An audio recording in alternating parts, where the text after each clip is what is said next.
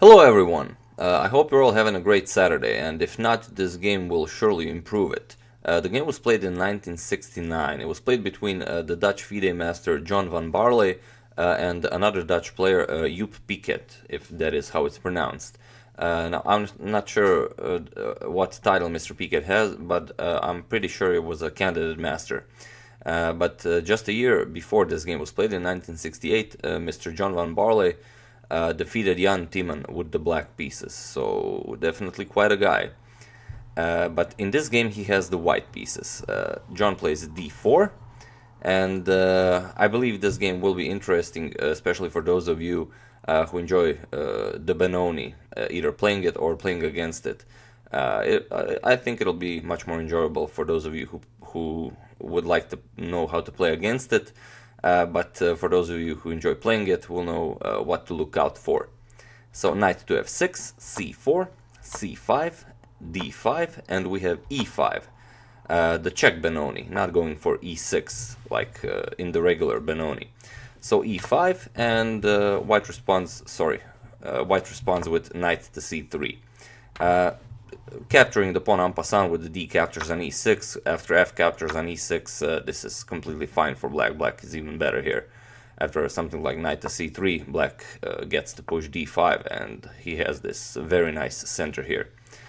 So after e5, we have knight to c3, d6, now e4, bishop to e7, knight to f3, black castles, and we have h3.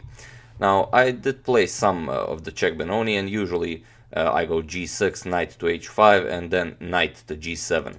But in this game, black plays knight to e7, knight to e8, probably because white played this h3 move, so knight to h5 doesn't seem that appealing, probably because white has this option of kicking it away with g4. But okay, white does play g4, and we have knight to d7. Bishop to d3, now g6.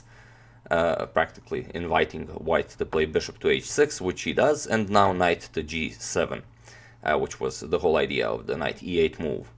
Queen to d2, getting more help to this bishop on h6.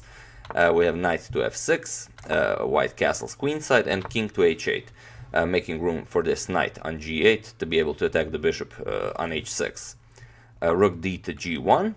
We have knight to g8 attacking the bishop, now h4, knight captures bishop, queen captures bishop, and now f6.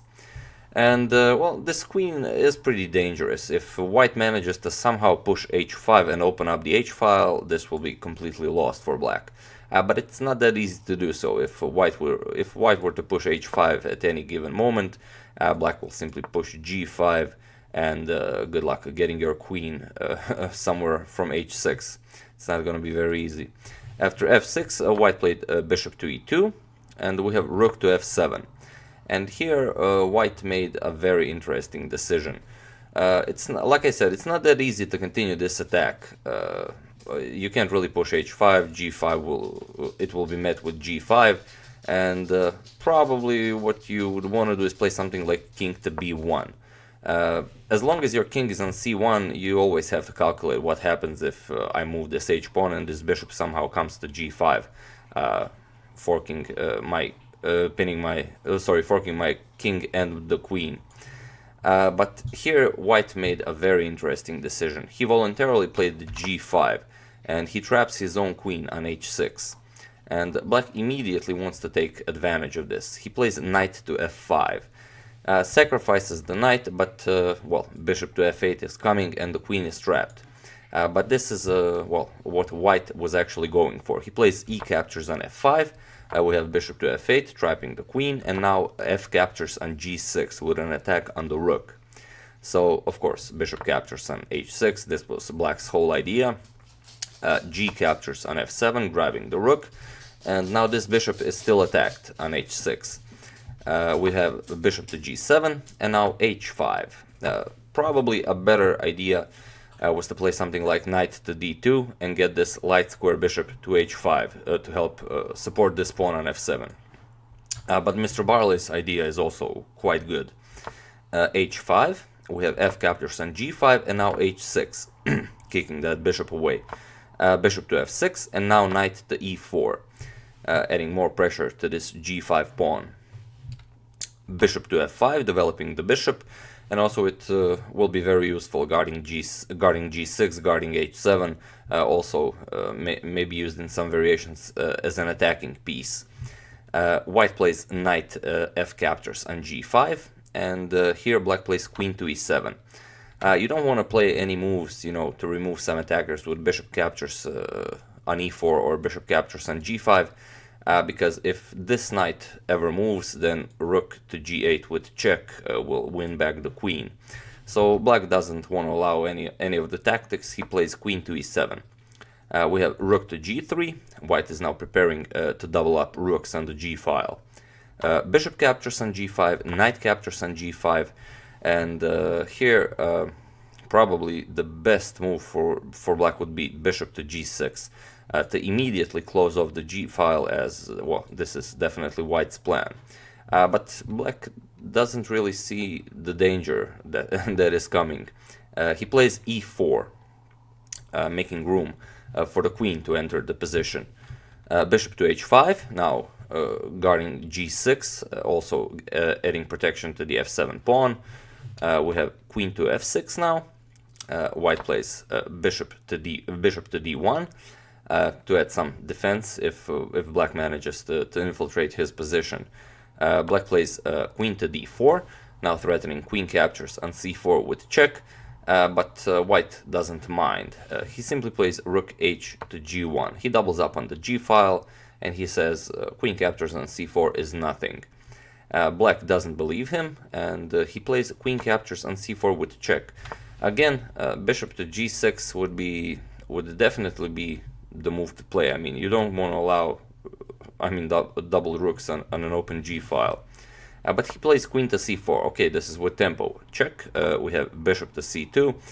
And now this was black's last opportunity to hang on in this game. With a move like bishop to g6, this move could have been played for the last 5 moves. But black simply refuses to see the danger.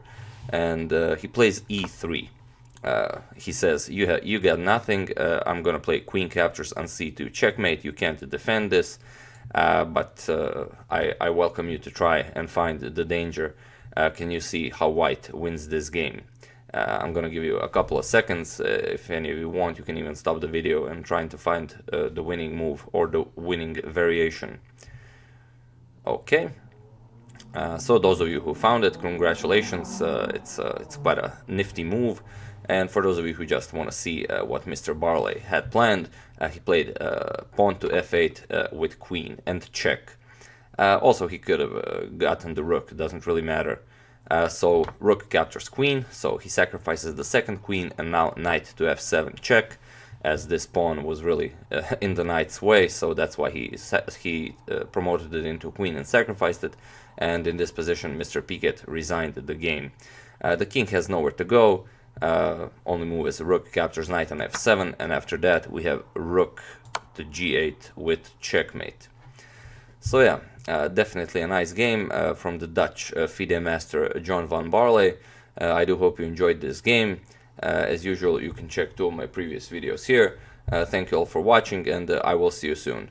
And sorry, this video today was uploaded a bit late. I was at a wedding as a second cameraman, so couldn't really upload it any sooner. See you soon.